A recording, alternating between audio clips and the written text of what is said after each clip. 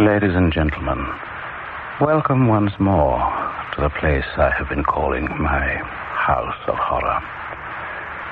There is another place, however, that many people, rightly or wrongly, regard as a house of horror. I mean, their dentists. As this is story number 11 in my series of tales of terror, it is perhaps not inappropriate that in the science of numerology, the number 11 is a decidedly unlucky one. Personally, I can never understand this dread of the dentist. After all, he's an expert with years of experience probing inside people's heads. All you need to do is to trust him. You're at his mercy, of course, but he doesn't want to hurt you. Unless, of course, he happens to bear a grudge against you. Now, ladies and gentlemen, try to forget about the unlucky number 11 and accept my invitation to a day at the... Yes, just a little more there and I've done. Are you still feeling relaxed? Good. Here we go, then. I must make a good job of this one, mustn't I? I don't want to think of my last filling coming out. Wouldn't do at all. No. You'll be buried with this filling, Mrs. Phelps.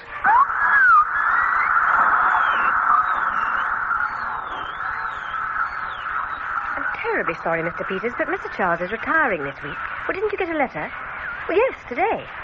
I'm sorry. I don't know how we could have overlooked you. Doctor... Yes, he's giving up the house for the practice. Dr. Maybury is taking over, a very capable man. Of course, Mr. Charles made sure of that, so if you'd like... Yes, to phone on Monday, you'll be able to arrange with him. Yes, I am sorry. Oh, goodbye. Can I help you? Can you fit me in this afternoon for this come out? Well, I'm terribly sorry, but I'm afraid... I know it's short notice, but I don't mind paying over the odds well over if you like. Well, it's not a matter of money, Mr... Houseman, Fred Houseman, I am on your books. Well, I'm sorry, I don't remember Well, you... that was 10 years ago. I've never taken myself off, so I should still be there, shouldn't I? Do you mean to say you haven't been to the dentist? I've got perfect teeth. It's only this one, right? Hang on. Okay? Well, I'm very sorry, Mr. Houseman. If you are honest, you should have had a letter. I'm afraid Mr. Charles is retiring early. He's on his last patient now, in fact. If you'd like to ring on Monday... But it's only 4 o'clock. Surely you can fit me in. I'll pay. I'm sorry, but he gave instructions. Will you come in now, please, Betty? Yes, Mr. Charles. I'll ask him, but I really don't think he'll have the time. Wait there, please. Amalgam, Betty. 3 will do, I think. Now, I'm just going to put this thing round the tooth a little wider. All right? Almost turned up wanting emergency treatment, Mr. Charles. I told him I didn't think he could deal with him, but he's very persistent. No, I really haven't the time. Not too tight? The removals people are due in the morning. I must help my wife finish off. Yes, of course. Is he one of ours? Well, he says he is. He had a filling 10 years ago, but he hasn't been here since. He says he has perfect teeth. Has he indeed? So what does he want with me? Here we go, Mrs. Phelps, all right? He says the filling's come out. Can't have been one of mine, then. What's his name? Houseman, Fred Houseman. I'm terribly sorry, Mrs. Phelps. Careless of me. All right? Nearly done. Fred Houseman. Do you remember him? Oh, yes. There we are. All done now. I'll just take this out. Now, bite gently. Again. Now, grind your teeth together. That's good. Again. Splendid. Now, just rinse your mouth out now. I'll finish off, Betty. Go and tell Mr. Houseman that I'll be pleased to see him. Are you sure? Oh, yes. Quite sure. Oh, very well. Mr. Charles says he can fit you in. Oh, thank God for that. Oh, you don't know where it takes for me to go to a dentist? You'd like to fill in this form? Oh. Is that why you haven't been for so long? I tell you, my teeth are perfect. No, I had a bad experience when I was young, you know. No, I'm not afraid of anything else, you know. I do everything. Rock climbing, potholing, and here I am in a muck sweat. Oh, ridiculous. You'd be surprised how common it is. Common it may be, but I'm not. I don't run with the herd, you know? No. May I have the form? Yep. Thank you. Mr. Charles won't keep you long. He's just finishing. Oh, I hope so. Oh, can't stand the waiting. I just wanted to get the damn thing done with. If it makes you feel any better, he has a special technique. Don't you? I know about his technique. Why do you think I'm here? He still doesn't use the needle, does he? Oh, Mr. Charles doesn't believe in local anesthetics if at all possible. No, what right, he does... Right. I hate the needle worst of all. Well, that's why I went to him in the first place. All my life, I've been obsessive about dental hygiene. You know what I mean? But to keep the damn dentist away. And it did too. Till I broke a damn tooth. I must say, though, Mr. Charles did a good job. It's 10 years ago, that was. And I can still remember the state I was when I came in that door. God. I'm sure. Yes, I was sat in that chair. Oh. Now, somehow he got me relaxed, you know. Hypnotism, is it? Well, what does he do? I really don't know. He says music is very important. Yes, well, I don't give a damn how he does it as long as he does it again today. Oh, thank God I was in the neighbourhood. Oh, you no longer live here? But I've written it on here, haven't I? Epsom. Nice little place. Detached. Pony in a paddock for little Polly. That's my daughter. All my own work started off with nothing. No rich daddy for me, you know. I thought you said he wasn't going to be long. Goodbye, Mr. Charles. Goodbye. Oh, Mrs. Phelps, if you just sign here before you go. Yes, of course. Should I pay now? No, I'll send you a bill as usual. Your letter will be forwarded on. Such a pity he's going. He's been so good. Dr. Mabry is very highly spoken of, you know. Well, I hope he's half as good as Mr. Charles. Goodbye. Goodbye, Mrs. Phelps. Betty? Yes, Mr. Charles. You can send Mr. Houseman in now. Very well. If you go straight in. Right. Mr. Houseman, come in. Look, before you start, there's something you ought to know. But I do, Mr. Houseman. What? I know all about you. You remember me? Oh, yes, of course. Well, after 10 years? I remember you, Mr. Houseman. Well, yeah, I did kick up a bit of a fuss, I suppose. You did indeed. I've never known such a bad case of odontoatrophobia. Is that what you call it? Fear of the dentist. Yes. But I managed to get you to relax, didn't I? Oh, I still don't know how you did it. Do sit down. No. Not there. In the easy chair. That's it.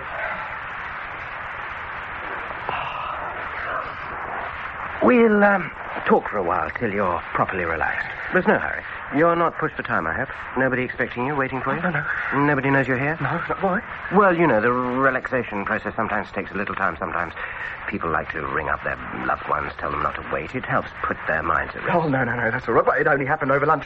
What did? Oh, the filling came out. Yes, of course. I was wondering how you'd managed to dislodge one of my fillings. Oh, bit of chicken bone in a health food restaurant, would you believe? Well, it just goes to show you never know where you're safe, do you? Don't try to relax. Sorry? You're trying to relax. I can see it. Oh, is that wrong? Oh, yes. It's the fear expressing itself. You'll not get rid of it that way. I'll tell you when to relax, though by that time you will be. You know, you really should have taken my advice last time. Oh, what was that? I asked you to come back, didn't I? Oh, there's nothing wrong with me. You've done the filling? Exactly. So I could have really got to work on your phobia in a totally non-threatening situation. Never mind, you're here now. Better late than never, eh? But, my goodness, you've cut it fine. Another half hour and I'd have been back in the house with my wife. Do you have loved ones, Mr. Houseman? Yeah, well, I'm married, yes. Children? One, little Polly. I've got a photograph. Oh, no, please. No, pardon me, no. Oh, as you like. So, a nice wife, a nice child, a nice little house, I expect. Where's that? Epsom, and not so little, actually. No, I see by your dress you're in fair way of business, if you don't mind me saying so. Yeah, I'm glad it shows. Yes, I'm sure you are. Like to wear your successes on your sleeve, don't you? Well, it's a matter of confidence if you want to put yourself over. Look. Yes? Is all this necessary? I mean, I'd really like to get this treatment finished. Of course you would. That's another symptom of your anxiety. No, I mean, I'm a busy man, Mr. Charles. Not at the moment, though, are you? You just told me. Oh, no. No, it's just anxiety, you see. And that's what I have got to get rid of. You comfortable in that chair? As comfortable as I like to be in a dentist surgery. You'll get used to it. So, what were you doing this afternoon? I'm sorry? You had lunch with a client, was it, or, Yes, with a business contact. His treat, so I couldn't tell him I'd lost a filling on his damn chicken bone. Damn nuisance, actually. I planned to spend a nice afternoon in town. You didn't want to get back to your nice house, give your wife a surprise, take her some flowers, perhaps? What do you mean? Well, just getting you talking. Part of the process. Well, no, I planned since I was in town. I thought I'd walk through the park or something. Nice weather, you know. I know. It's nice to feel fancy-free sometimes. Look, I've got a feeling. Yes? Well, you're getting at me in some kind of way. Digging at me. Is that what you're doing? Is it annoying you? Yes. Yes, as a matter of fact, I think it damn well is. Why didn't I go home to my wife? And what was I going to do in the park? Look, I've come to get you to put your filling back. Not Good. Good. Not good that you saw through my little boy, but good that it's working. Getting the anger out, or rather transmitting a little of the anxiety into anger. It loosens you might say. It makes it easier to take it out, like extracting a tooth, loosening the root first before you... Don't... Sorry. Just testing. No, actually, I quite understand how pleasant it can be, especially for a busy man like yourself, to find yourself with an afternoon all of your own. Takes you back to your childhood, like playing truant. Forbidden fruit, eh? You walk through St. James's Park, say, or perhaps Hyde Park would be better. More chances there. Sun shining, no worries, no appointments, ready for anything that might come your way. Is that right? You're trying to make me angry again. Yes. Yes, actually, I'm a happily married man with a lovely wife. Did I say you weren't? Look, I don't think this is working. What, Mr. Houghton? This therapy or whatever it is. How do you know it's not? I can feel it, can't I? I don't know what you did last time, but you didn't do it like this. It's not working. You're wasting my time, and I'm getting fed up. Forget the therapy. Just give me a new fill-in and be done with it. Shall I tell you what's happening now? Look, do you understand? I understand that you have no intention of sitting in that chair, let alone letting me anywhere near your teeth. What's happening is that your fear is getting scared, feeling vulnerable. Do you know how they used to drive the devil out of people they thought were possessed? They taunt the devil to loosen him up, twist him this way and that, and to dislodge him. And when he felt his roots beginning to slip, that devil would get really angry. Then the exorcist knew he was winning. We don't call them devils anymore, of course. We use psychiatric terms for them. But the principle is the same. Get them scared and they get angry. Do you really think your phobia would let you get into that chair? No, he'll let you get almost into it. Then he'll find something else for you to get angry about, and you'll storm out swearing to sue me or something. Nothing I can do about it. I can't put them in straight jackets, can I? They'll never go to a dentist again. They let their teeth rot in private. You want to leave? No, get on with it. Well done. Come on now. Well, I think a little music. Music? Do you have any preferences? What music do you play when you want to forget unpleasant things Yeah, like... I don't have much time for music. Oh, come on now. Everyone has time for music, if only as wallpaper. Put it this way. You've taken a nice young lady out to a restaurant. Nice meal, rather pricey, but you hope it's going to be worth the money. Taxi back to your place for a brandy to show her your collection of Toby jugs. What the hell? Sorry? How did you know? Know what? About my Toby jugs. Have I hit a bullseye? Well, I never. I must be getting onto your wavelength. That's a very good sign. Is it? Certainly. This is going to be a success, Mr. Houseman. After today, you'll never worry about going to the dentist again. I guarantee that. Yeah, I must have mentioned it last time. Yes, of course. And I've held it in my unconscious all these years, waiting for this moment. Isn't the mind a strange thing? Well, then, you've got the lady into your nice little bachelor flat. This is before you married, of course. How long have you been married, Mr. Houseman? 9 years? So, there you both are, sitting on the sofa with a brandy or a scotch, wondering if the time has come to make the next move. You notice her eyes dart to the half-open door of the bedroom. You're not sure whether the expression in the eyes is apprehensiveness or anticipation. You decide to play safe and distract her with some music. Look. I don't think this is necessary. Mr. Houseman, I have to ask that you trust me. It is necessary, I assure you. Well, I'll choose something for you. I've got quite a good selection of tapes here. Now, something old, 10 years or so ago. How's this?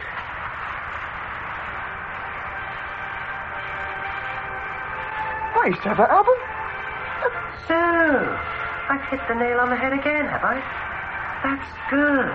Because you see, Mr. Houseman, there's an interesting parallel to be drawn between you, say, and your younger days, of course, before you became a happily married man with a sweet little child and a nice, not-so-little house in Epsom, between you trying to coax a young lady into your bed and me trying to coax a patient, you, for instance, into my dentist's chair. Think of the processes of dentistry. The prying fingers of a stranger in your mouth. What an impertinence. What an indignity. And then worse still, the dreadful machinery of filling, of extraction. Unclench your hands, Mr. Houseman. You have to talk about it. Yes, I do. Trust me. So you see, what am I to you but a potential rapist intent on assaulting your most secret, most vulnerable places? Some fool of a dentist mistreated you as a child, forced your mouth open, perhaps, regardless of your cries, to insert his instrument. Don't try to relax. And now, Here am I, trying to persuade you into the same situation again. No fear, says you're unconscious. You'll not catch me again. And however much I tell you that this time is different, that the past is over, that this time you might even enjoy it, your unconscious won't believe me. Because for the unconscious, the past is never over, and the present is only the past happening all over again. Do you understand? Oh, understanding is one thing. And the emotions are another, I quite agree. I can't argue you into that chair, Mr. Houseman, I know that. And I can't do what that criminal idiot did all those years ago and force you. You're too strong now, and besides, I find the idea of that kind of forcing quite dreadful. No, I have to seduce you into my chair. Oh, you've got a job on? Oh, I have. But think back again to that night, that hypothetical night when you persuaded the young lady back to your flat to look at your Toby jugs. I've got a job on here, you might have thought. This is a tough nut to crack. On the other hand, she's still here. There was a time when she could have left after a quarter of an hour or so after the first brandy. She's still here. Nil desperandum. And look, when you smiled, she smiled. When they smile with you, the battle's as good as won. Isn't that so? Of course it is. And now I'm going to ask you to try my chair out. Oh, no. Yes. No, you haven't done anything yet. It hasn't worked. You think not? No, you have to do better than that. You're right. I'm a tough nut to crack. But I have done something, you see. There's a change in our relationship. Did you notice? You laughed with me. You feel more at ease. You feel you can trust me, don't you? Oh, I suppose so. And so you can permit yourself to issue a challenge. You'll have to do better than that. In other words, whatever I'm afraid of, I'm not afraid of you anymore. I'm in control of events. I'm not a small boy here. I don't feel like letting you near my teeth, but if you think you can change my mind, you'll just go ahead and try. Isn't that the case? Yes, I suppose it is. And isn't it the same with women? When you sense that they're challenging you, the battle's as good as won. Yes.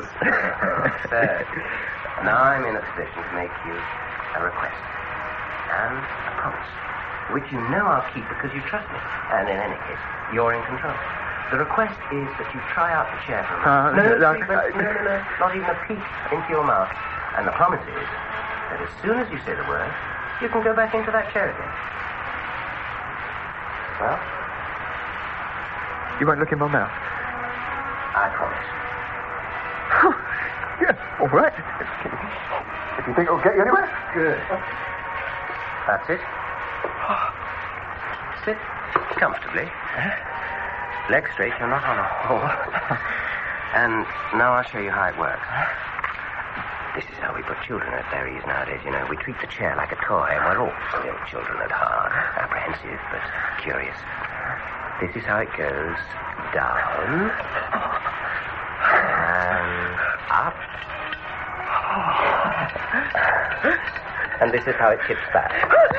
No. No, you're thinking of its function. You don't need to do that. For present purposes, this chair is just a chair. Its function is to be comfortable. Is it comfortable? How can I make it more comfortable? Back a little? Up a little? Back a little. Like that? Is that better? Yes. A little more? No, right. Now, you're sure you're comfortable? But it was just a chair. But it is just a chair. You're going to sit there and then you're going to leave it. Now, we're doing very well. Next stage, I want you to slip this on. Huh? What is it? Well, it's a sort of apron. It protects you. Oh, Mr. Houseman, do you trust me? Yes. Of course you do. Now, just put your arms through... That's the idea. Never mind the tapes. I'll bring them round here. That's right. Just relax. Look, I think I'd like to just... A minute or two, Mr. Houseman. Just a couple of minutes. Excuse me. Just a moment. Just lie there and relax. Betty? You want me in now, Mr. Charles? No, Betty. I've decided no treatment is necessary. What? We're just going to talk a little longer, so you can go home now. Are you sure, Mr. Yes, Charles? quite sure. Don't bother to clear up. Just go. Drop in the morning and we'll settle things. Very well, Mr. Charles. Oh, and Betty? Yes, Mr. Charles? On your way out, will you ask my wife to come to the surgery? Tell her I have a surprise for her. A surprise? She'll understand. I'll tell her. Thank you. Goodbye, Betty. Goodbye, Mr. Charles. Look what's going on. What? What do you mean no treatment necessary? You haven't even looked in my mouth. Oh, that was just to get her to go home. She's a very conscientious Why do you want her to go home? You can't do anything without her. Oh, I can, believe me. We're likely to be here for some time, you know. You wouldn't have the poor girl missing her supper. Time? I don't understand. Look. I want to get down now. Aha! Do you hear that? I want to get down now. Straight from your childhood that came, that awful childhood when you got that nasty dentist. All right, get down. I can't. I can't move my arms. The tapes have got caught or Oh, let something. me see. Oh, so they have. Ah, that's Bessie leaving. She's gone into the house to fetch my wife. You hurry up and let me out. Oh, look at that. The tapes have got all tied together. Get them untied then. What are you doing down there? Just strapping your ankles, Mr. Hudson, so that you don't kick. There. Yes? This is a straitjacket. A sort of straitjacket, yes. I had it made Oh, specially. my God, nurse. Bessie! She won't hear. You can't hear anything in here from the house. And anyway, she's probably on her way home by now. And the windows are very well double glazed, as you can see. Don't worry. My wife will be here any moment. She's dying to meet you. What are you talking about? What the hell is going on? You let me get out of this. You let me go. It's no use struggling, you know. That thing's very strong. We've tested it. Wait. Oh, look. This is part of your so-called therapy. I've had enough of it now. I am getting... Let me out. Please, may I get down? Get you stuck up with this. You let me out. Please, may I get down? Please. Please, may I get down? I get down. I don't feel very well. Oh, do you not? That's a pity. You're going to let me out. No. You promised. Promises are very insubstantial things, Mr. Houseman, as you know. Oh, I don't know what you're talking about. Oh, God, this is a nightmare. Yes, you're right. A nightmare returned. It was somebody else's. Now it's yours. What's this about? Please let me out. Look, my wife knows I'm here. So just let me out. No, your wife knows nothing. No one knows anything. You told me so. Let me out this yet, please. Look, I'll do whatever you want. I'll give you whatever you want. What I want you can't give me, Mr. Houseman. What you owe me, you can't pay back. And what you owe my wife. So your wife. As for getting me struck off, you forget I'm retiring today. You're my last case, Mr. Houseman. I'm going to be sick. Oh, I hope not. You do know my wife, you know. Or did once. In the biblical sense, as they say. Before you were married, of course. You don't go in for that kind of thing anymore. Well, you're a respectable family man now, aren't you? With a nice little family and a nice big house in... Look here, honeymoon. Be quiet, I'm talking. Well, next off. Mr. Houseman, I'm not in a position to have to keep my temper with you. If you interrupt me again, I shall take this piece of machinery here and wedge your mouth open with it. And if you still make noises, I shall hurt you. Do you understand? About 12 years ago it was. You may not remember the woman, Mr. Houseman, I dare say. She was one of many. But you must remember the case. Case? Yes, I see you do. I was very distressed to read about it in the paper. I've always had a hatred of physical violence. It's what makes me a good dentist, I think. It made me. And that you'd actually got away with it. I knew you were guilty. I knew her, you see. As a patient. A sweet child. I knew she was not capable of such things as came out of the trial. And I saw the change in her. Her teeth were always good, but she took to seeing me regularly after it was all over, after she'd lost the case and thus been branded as a perverted woman. She knew I was gentle, you see, and she needed to remind herself that there was in the world at least one gentle man. And I was a good deal older. That helped. She could treat me as a father. She'd sit there in that chair, and while I pretended to examine her teeth, I'd talk to her, try to comfort her, though, of course, without alluding to the reason for her distress. Anyway, the long and short of it was, we married. It wasn't only pity. No, she attracted me. You'll understand that. Only after that experience with you, there were difficulties. She couldn't bear to be touched. Not even by me. She told me about it eventually. A pleasant young man who took her out to a nice meal. How he persuaded her to drop into his place for a brandy and to see his collection of Toby jugs. She was an innocent and soft music. And then the rest. And then the court case, her humiliation, his release, his crowing to his friends, spreading stories, yes, I heard. And then having to get rid of the child. Your child. Oh, my God. Did you know about that? To her, it was a sin, but she had to commit it. She'd have gone mad otherwise. A sin she paid for because afterwards she discovered that even if she could bear the physical contact, she couldn't bear more children. That's one of the debts you owe us. I didn't. Then one day, in you came for a filling. I knew you, though you didn't know me. She'd pointed you out in the street once with terror. You sat in my chair, and I could do nothing. I asked you to come back, but you didn't. So I waited and prepared. And here you are. sorry. Look. If there is anything... Wait. Money? You haven't heard the best bit. A very strange thing happened when I told her I'd had you in this very chair. She said, "What would you have liked to do?" I told her, and her eyes lit up. That night, for the first time, I'd made a mistake, you see, with my gentleness. My innocent child. Your fault, Mr. Houseman. Fred. Another debt. We talked fantasies that night. Nasty fantasies. About you. And for the first time as we talked, she allowed me to touch her. And that's how it's had to be ever since. You've lived with us in our marriage, Fred, in a most intimate way.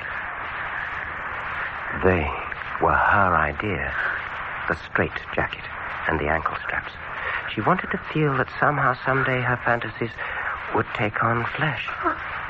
And here you are. She won't be long now. She'll be preparing. Let me go. You can't do this. Help! That's it, open wide. Splendid.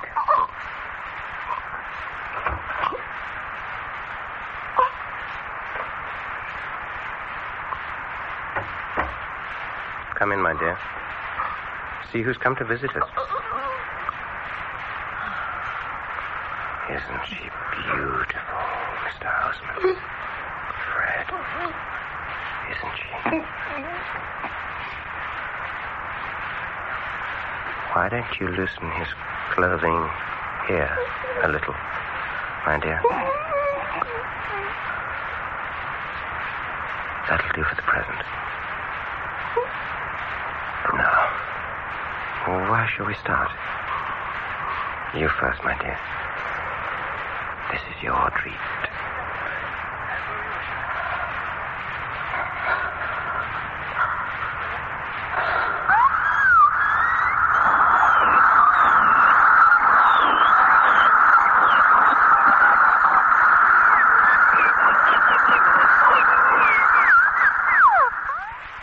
Well, if any of you have an appointment with your dentist tomorrow, I hope that little tale won't cause you to cancel it. After all, it was only a story.